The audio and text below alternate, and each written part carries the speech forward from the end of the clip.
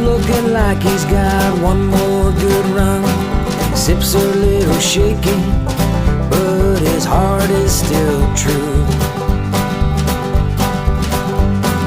Oh, how that dog loves hunting with me and you. Sporting Dog Adventures, run, boy, run. Everything you need is here under the sun.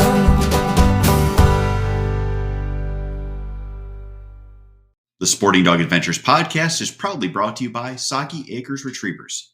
Whether you're looking for a black, yellow, or chocolate Labrador Retriever puppy, please check out our website for more information at www.soggyacres.com. You can also email Jeff at sportingdogtv@gmail.com or call 262-215-9683. And remember, everyone deserves a soggy dog. Hey, welcome to the Sporting Dog Adventures podcast. I'm your host, Jeff Fuller, and we have a fun episode. I don't even know where it's going to go because I just want to talk about teal hunting and duck hunting being here in a month. In the training tip / dog tip portion, I wanted to talk about when you start working on handling with your dog, which is the cool stuff where you hit the whistle, give hand signals, direct your dog to where you want them to go. And in the last part of the show, we're going to talk about scouting. So anyway, I always try to have structure, and I listen to a lot of podcasts, and I kind of think that I give up some ground where why don't I just talk about what is on my mind? And right now we are 30 days, 1 month away from teal season starting in my home state of Wisconsin. I'm excited. I can't wait to get out. It's been a long year after having lost my son. It has been a long year. We moved. We've had to finish a new kennel, done landscaping, which I hate landscaping. I'm painting rooms in the house, which I hate painting. But now I have on the horizon my favorite time of year, and that's hunting season. Never was huge on duck hunting before I did TV, which is funny because we had a show that had half of the episodes on waterfowl hunting, and people assumed that we were this big duck hunting family, and we actually weren't. I liked upland hunting. I love deer hunting. I love elk hunting. And I've grown to love waterfowl hunting. Now, funny story, I was a Cabela's hunting ambassador for the waterfowl section, and I got that sponsorship, talked to them, and I still remember the call where they're like, hey, you can call on a duck call, right? And I'm like, absolutely, I'm a functional caller. I'd never tried before in my life because I'd always been with such high-level callers that I figured, why bother? People aren't going to want to hear me. So at that point, I was like, all right, now's the time. I need practice. Now's the time I have to work on my calling. And became a functional caller out of necessity because I had this prestigious position on their pro staff. So learned how to call. Now I more than functional, whether it would be for teal, wood ducks, mallards. The one thing though I have learned is a lot of times we just call too much. If I have birds that are coming in, I usually don't say a word because, hey, they're coming. If you want to turn them because you want to get their attention, I'll turn them. But after that point, I try to not overcall just because of the fact if you sit in a marsh and you listen, there's not a lot of calling. And the one thing I'm sure of, when you sit in a marsh, I have never, ever heard a duck sound like a competition caller, which is what a lot of people try to do.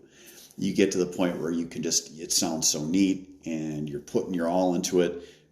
I've rarely heard ducks do that, if ever.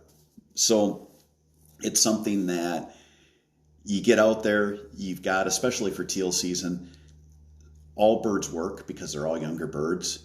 We're only shooting teal, so you got wood ducks and mallards working. And it's just fun because the birds are local birds. They're used to going to wherever you're hunting. If you scout it out right, you can set it up so it looks just like the birds did when they're out there. And it's just fun. Teal season was always my favorite time of year to spend with my youngest son, Cal, that passed away in January.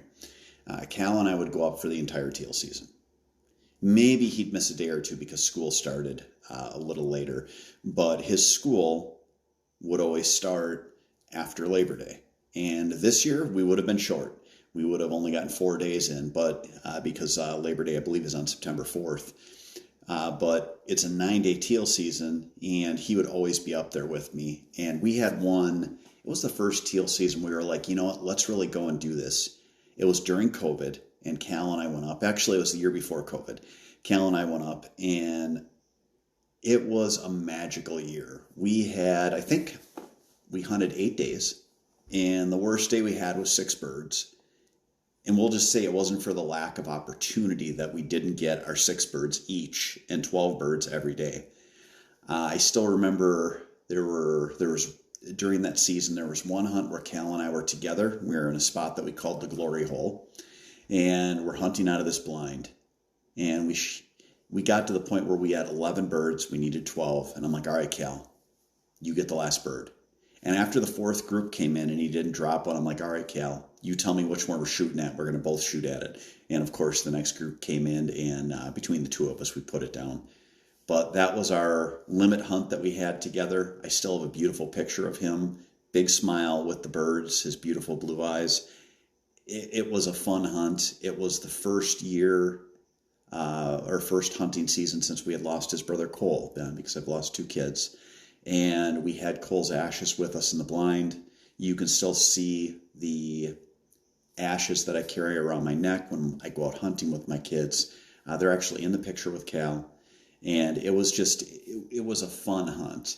His brother and his brother's girlfriend, Clayton and Alexandra, they came up that same season. We hunted the same spot. And I remember we called it at, I think it was like 10:30 or 11 o'clock, because they were out of shells. Mind you, they went through, I stopped shooting after about 8:30 because I felt confident that I got my birds. We ended up with 15 total in the day. I think they went through 7 boxes of shells, to the point where I'm like, this is getting ridiculous. And my oldest boy, he was like, Dad, why don't we go back and get more shells? And I'm like, no, if you guys can't kill enough birds with the amount of shells you've shot, we need to move on. We're not going to spoil this spot and blast anymore to get it to the point where the birds don't want to be in there.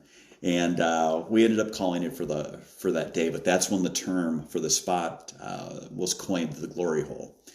It looks so much like all of our other spots, but yet for whatever reason, there's certain years where the ducks they have to be in there. They want to be in there so bad. So it's a fun spot. It is completely on private land, so we can manage it. And what I try to do is, when we really have a good year where there's a lot of birds in there, just try to keep it so that we are hunting, probably every 3 to 4 days there, so that you're not pounding them and you're giving the birds the opportunity to go in there and rest because they really want to be there.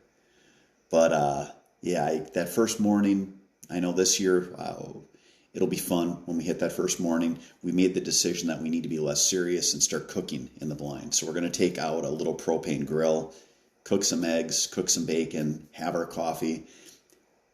It's just such a neat time of year when you're out there. That first group of birds whistles by. Teal have a certain sound to them too, especially when there's large groups of them. And it is just, you hear them, and a lot of times you'll hear them go behind you, and then you're like, holy cow, that was a big group of birds, and you know they're coming. You can put a lot of motion out, you can have a lot of decoys out. It's just something that is it's just a fun thing that I can't wait for. It also coincides with the start of our early goose season, so hey, even there. We never get many geese on my marsh in our spots. It's kind of odd. The geese will be there and they will stay there overnight, but when you go to push them in the morning, when you go out there, they all leave and they don't come back until it's loafing time. Never stayed out there and tried to hunt middle of the day. It's so hard with early season to try to figure out if they're going to come back, where they're going to come back to. So every once in a while, what'll happen is a group will go to a field, they get broken up because they get shot at, and we'll get a couple of stragglers that come back, and they come back to the pond that they roosted in overnight. Again, we're not hunting roost ponds per se. They basically roost all over in that whole area. There's a lot of marshes, and they put down in certain areas. But we'll be out there. We'll throw at least usually 2 to 3 goose decoys out, and then have it so that they, if we do get any stragglers that are out there, that they'll pop in. Oh gosh, this year, I know I've got at least 1 or 2 friends coming up. My son Clayton, I believe one of Clayton's friends is coming up. It's going to be a lot of fun. It's going to be, it's hard because having our hunting property, as a kid I grew up, I never had any property to hunt on. I hunted all public, and I always wanted to have my own. And now I'm fortunate enough, after busting my butt, to have this wonderful property. And I had it, and I always said, I'm giving this to my kids. It's in my will. They're going to get it. It's going to be theirs. I don't care if I give them money. I want to give them a place to go, a place to hunt, and a place for their families to hang out.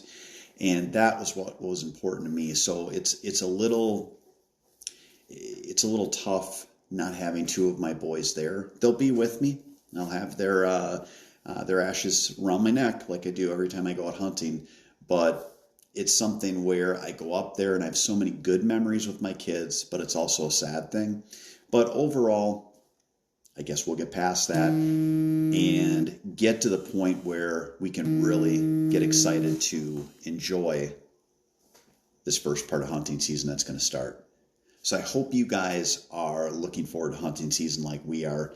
Teal season, Wisconsin, we are 1 month away. Next up, we're going to talk about when you start working on your dog doing handling training. All that and more coming up after this.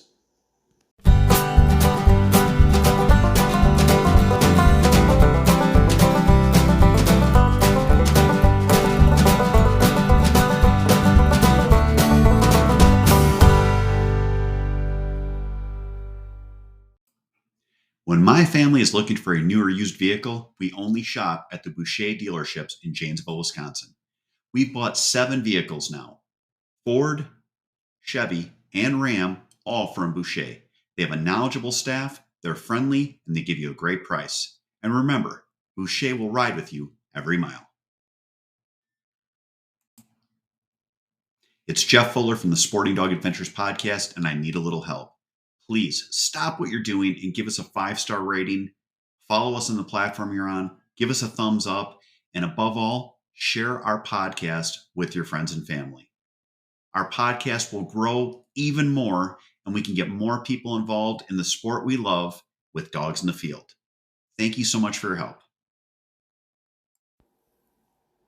Welcome back to Sporting Dog Adventures. It's our canine tip section of the show. And today I wanted to talk about when to start working with your dog on handling.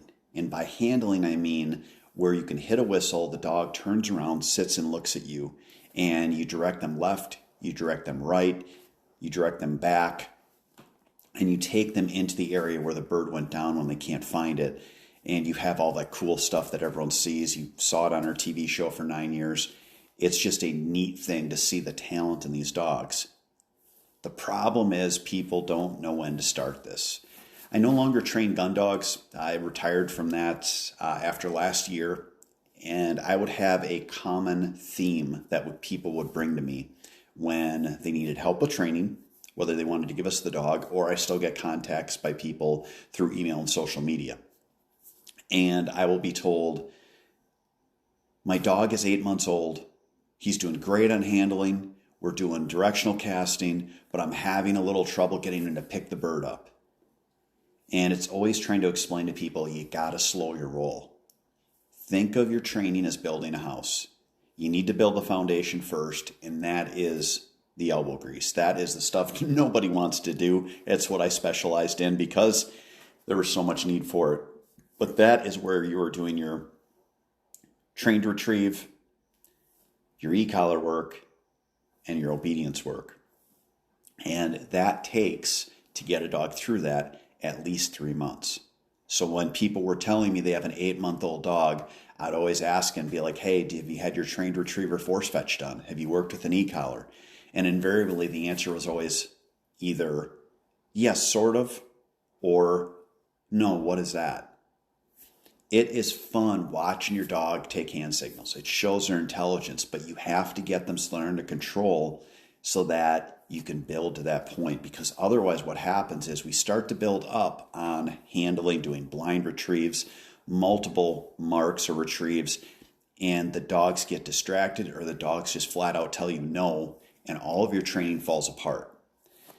It's not that you'll hear people say that you don't need to use an e-collar or you don't need to do trained retrieve.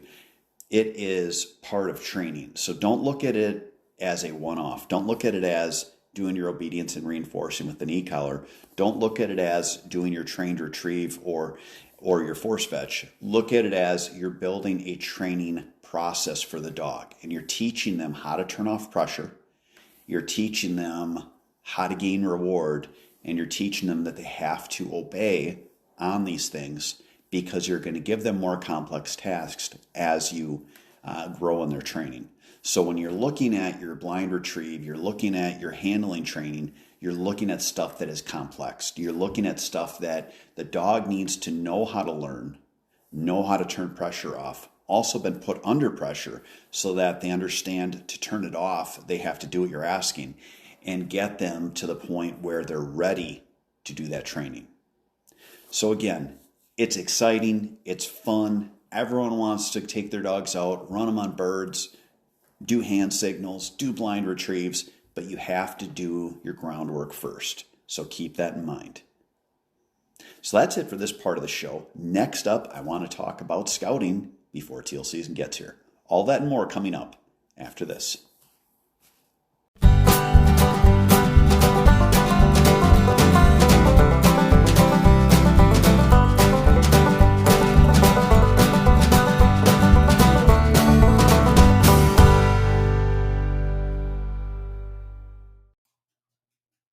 If you love the shooting sports like I do, you need to check out our friends at Mech Outdoors.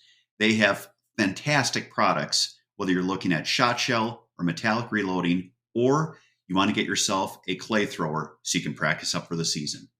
For more information, check out their website at mechoutdoors.com. Last part of the show is the hunting tip. And again, we talked a little bit earlier about my excitement for teal. Now's the time to get out and see where those little buggers are. Yes, they're migratory, but the first few days of season, especially in my state, a lot of it can be local birds. You want to make sure you know where the birds are so that you can devise a plan.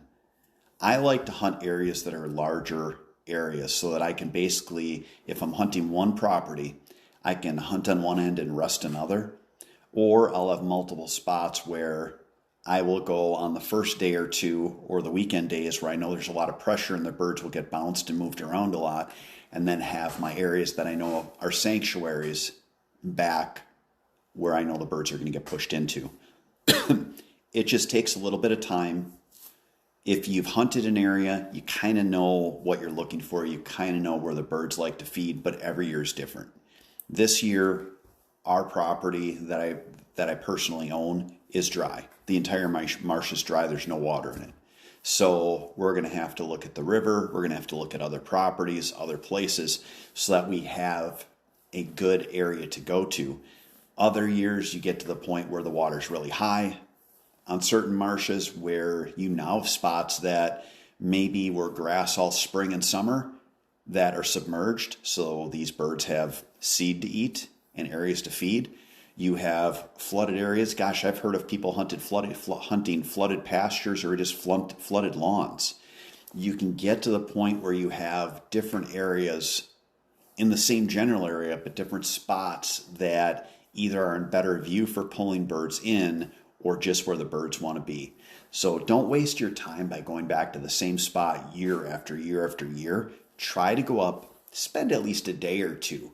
I like to go now a month before, and then usually I try to get up a week before, peek around, see what's there, see what my water levels are like, and also see where the birds are hanging. Once the migration comes, obviously then too, it's just different. You are trying to get in an area that you know birds use, get in an area that you can draw the birds over to you. But even then, during season, it doesn't hurt you if you hunt in the mornings. to go out at 1, 2 o'clock in the afternoon with a pair of binos and just check some spots. Scouting makes the hunt more fun because you're going to get more birds. So just take the time. It's not all about hunting. A lot of it is about the game. It's about the game of figuring things out, putting yourself in the best position, and then enjoying your time in the field. That's it for this week's show. Please get out, spend some time with your family in the outdoors. I know my finest memories of my kids have been in the outdoors. I've got those pictures seared in my mind. I write them down in a journal so that in 10 or 20 years, when I can't remember stuff, I can go back and read about it and jog that memory.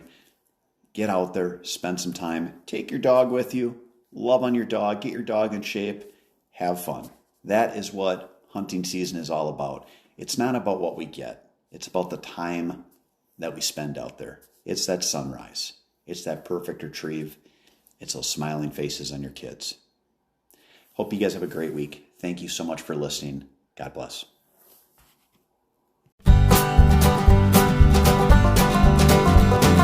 Sporting Dog Adventures, run, boy, run. Everything you need is here under the sun.